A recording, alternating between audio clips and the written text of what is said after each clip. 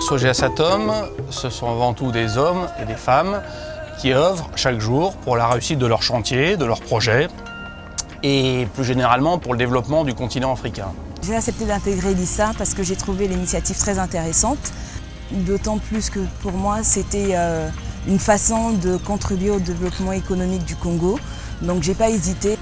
Lorsque nous avons créé l'ISA, il y a 7 ans environ, la genèse même de cette démarche était de soutenir les projets d'initiative économique, même si évidemment nous en avons soutenu un certain nombre dans d'autres domaines qui nous ont paru pertinents.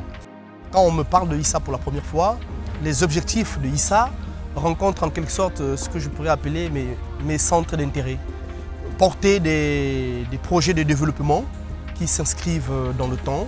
Pour moi, ça constitue un critère d'épanouissement, se mettre au service des autres. L'initiative économique, c'est soutenir des entrepreneurs, c'est soutenir des coopératives qui, sur leur territoire, créent de la valeur, créent des emplois, créent de la richesse.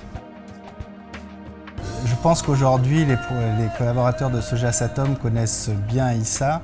Je les encourage à faire des projets, mais je les encourage surtout à mener les projets à leur terme. Et je pense que sans un ambassadeur ISA qui porte le projet sur du long terme, on ne s'en sortirait pas. Ma principale motivation à cet engagement réside dans ma participation à l'épanouissement des populations qui sont dans le besoin.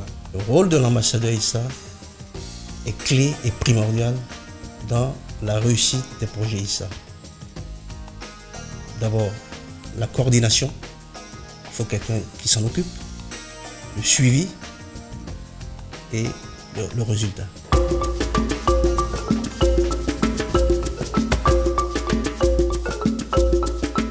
Nous sommes au nord de Cotonou, sur le lac Nokoué, surnommé la Venise d'Afrique. Nous partons à la rencontre des habitantes de la cité lacustre de Ganvier. Ici, les femmes du village ont monté une coopérative artisanale qui consiste à faire sécher et à tisser les tiges de jacinthe d'eau qui envahissent la lagune à chaque saison. Ces objets sont ensuite vendus dans les localités voisines et aux touristes. Le marché devenant florissant, les membres de la coopérative ont obtenu une subvention de l'ISA pour financer les travaux de construction d'un nouveau local. Quand Sogea Satom a pris contact avec nous, il nous a demandé les besoins de notre coopérative. Le véritable besoin qu'on avait, c'était de pouvoir disposer d'un local plus grand que celui qui nous avait été prêté par le mari de notre présidente, car nous n'arrivions plus à travailler convenablement dans ce local trop petit.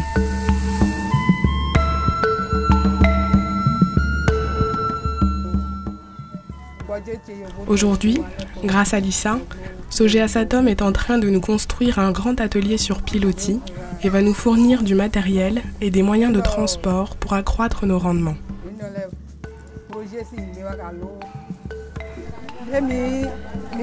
La transformation de la jacinthe d'eau en objet d'art ou en produit artisanal est une véritable opportunité pour nous.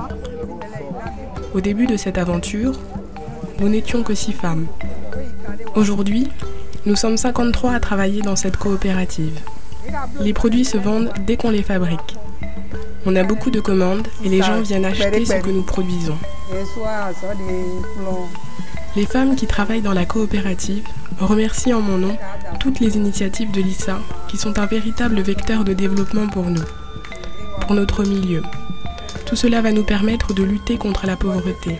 Grâce à l'ISA, nous disposons de revenus. Et grâce au nouveau local, nous allons pouvoir accroître nos rendements.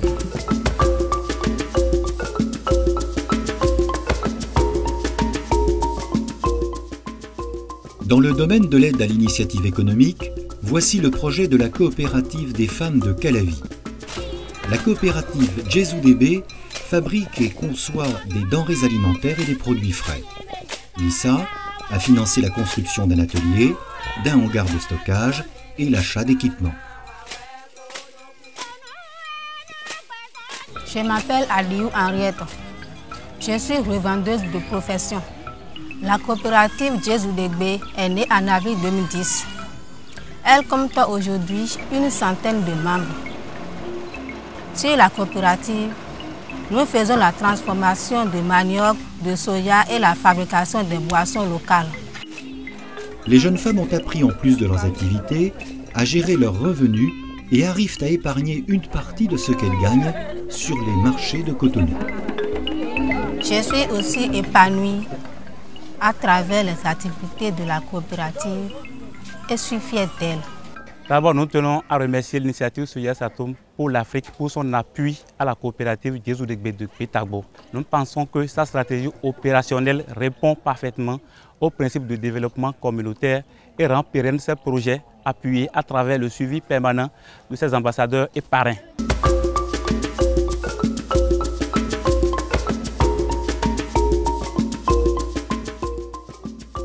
Au Bénin, l'ISA a apporté son appui financier auprès de 2 autres programmes économiques localisés près de la ville de Dassa. Nous partons à la rencontre des acteurs qui ont piloté et permis au projet de voir le jour en 2012. Je parraine 2 projets de ISA. Le premier, c'est Comalok.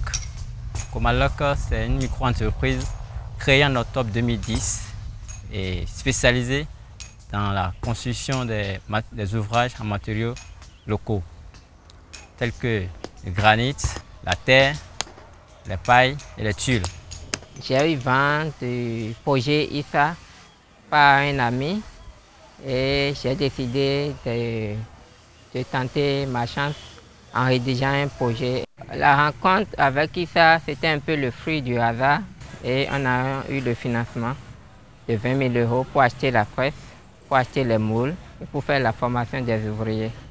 Cet avantage-là, jusqu'à aujourd'hui, nous permet de faire des économies sur le coût des briques qui nous servent dans la construction. On est passé banalement de 200 francs à 125 francs la brique.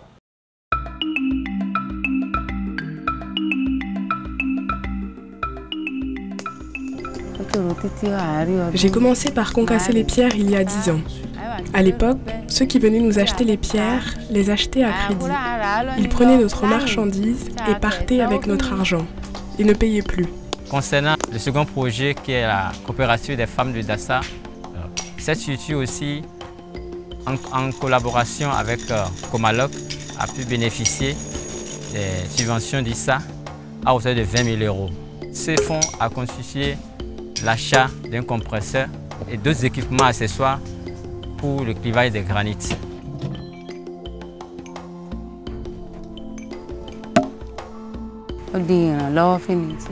Aujourd'hui, grâce à l'aide de l'ISA, nous sommes devenus une coopérative de 13 personnes et nous travaillons pour l'entreprise Comalok.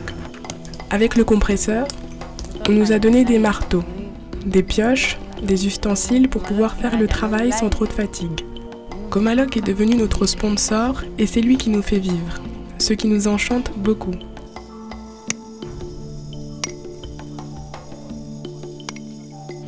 Ce qui a changé dans ma vie, c'est que je suis aujourd'hui à l'aise dans mon cœur.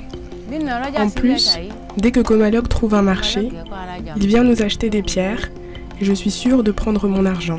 Avec du recul, je suis très satisfait de l'évolution de ce projet parce que tout va très bien, les gens travaillent bien, ils gagnent leur vie. Nous sommes très fiers dans le groupe.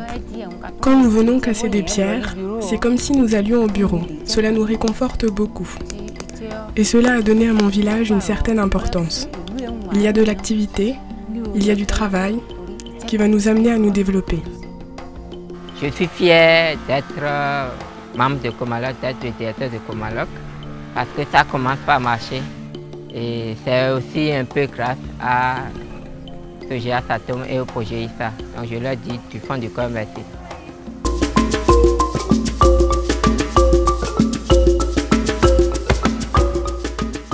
Au cœur des faubourgs de la capitale de la République du Congo, Brazzaville, nous partons à la rencontre des habitants du quartier de Madoukou, impliqués dans la collecte des déchets dans les caniveaux réalisés par SGEC Congo.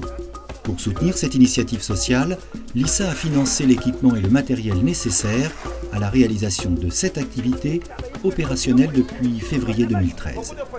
Au début du projet, j'avais des incertitudes concernant la réaction des personnes, si elles allaient s'engager, si elles allaient avoir la volonté pour que le projet prenne la route. Je considère que du point de vue humain, c'est très digne. C'est-à-dire le projet consiste à engager les personnes à être responsables au niveau de ce qui est déchets, du nettoyage, l'entretien, mais aussi le comportement, c'est un engagement au niveau du civisme aussi.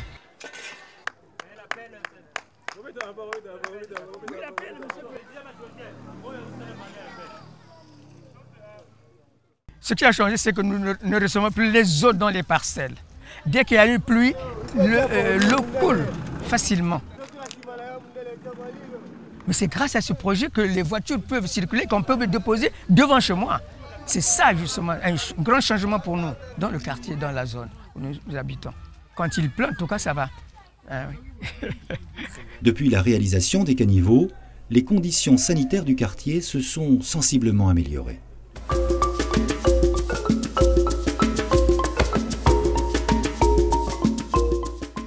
Nous poursuivons notre voyage à travers le Congo pour nous rendre à Kinkala, dans la coopérative agricole de Bundo. La ferme d'élevage fonctionne avec un système d'exploitation très innovant. Pour nourrir les carpes, présentes dans les 10 étangs, des poulaillers sur pilotis ont été construits au-dessus des bassins. Ce sont les déjections des volailles qui nourrissent les poissons. Initié en 2009 par le PNUD, Programme des Nations Unies pour le Développement, et financé en partie par l'ISA, les activités d'aviculture et de pisciculture de Bundo ont pour principal objectif d'augmenter les revenus des habitants de la commune. Au niveau de la coopérative, je dirais que nous faisons l'accompagnement sous multiples formes. Il y a d'abord sous forme matérielle. Nous mettons à la disposition des différentes coopératives et particulièrement de la coopérative de Bundo tout ce qu'il leur faut, tous les moyens nécessaires matériels pour qu'elle puisse faire son travail. Quand je suis ensemble avec les membres, on travaille en communauté et vraiment c'est l'ambiance. On a la joie, l'amour, on s'échange d'expériences. Je pense que c'est un destin et j'aime cela. Et nous les aidons effectivement à travers ces activités à acquérir aussi d'une certaine façon la formation. Parce qu'après l'appui des partenaires, il faut que la coopérative existe. Voilà pourquoi nous leur demandons de faire des petites épargnes en ouvrant des comptes dans les banques. Nous sommes en cours d'élaboration d'autres projets.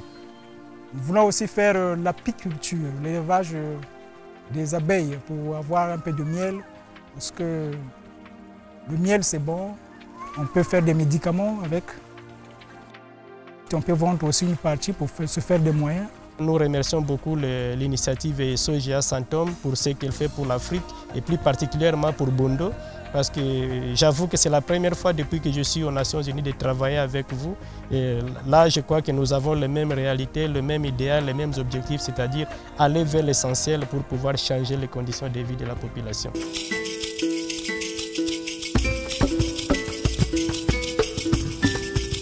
Continuer l'ISA pour Soja Satom, c'est valoriser d'abord ses salariés, d'abord les parrains qui suivent sur le terrain l'aboutissement de ces projets. Plus récemment, les ambassadeurs de l'ISA qui aussi sur le terrain ont pour mission de coordonner cette démarche. Ils y ont consacré beaucoup de temps, beaucoup d'énergie. La satisfaction, c'est de pouvoir faire déjà plusieurs rencontres, que ce soit dans le domaine social, que ce soit dans le domaine de l'éducation ou encore l'hygiène. C'est de voir qu'on peut venir en aide aux populations qui en ont besoin et qui veulent évoluer et se développer. À ce titre-là, je veux les remercier chaleureusement parce qu'ils font ça bénévolement en plus de leur charge quotidienne. Et donc c'est un véritable effort, une véritable motivation que nous apportent ces parrains et ces ambassadeurs.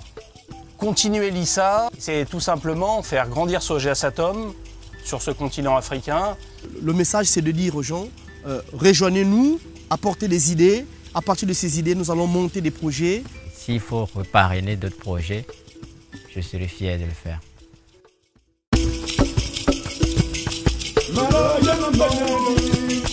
Malo,